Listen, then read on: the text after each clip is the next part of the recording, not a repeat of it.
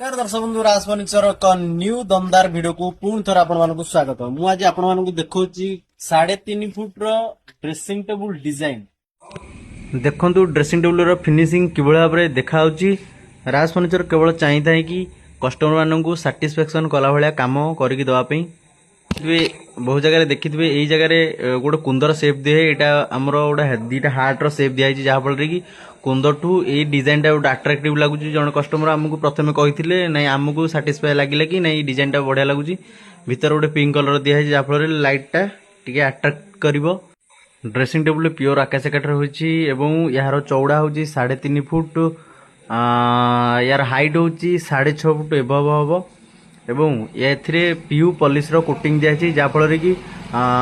पॉलिशटा lung lasting कर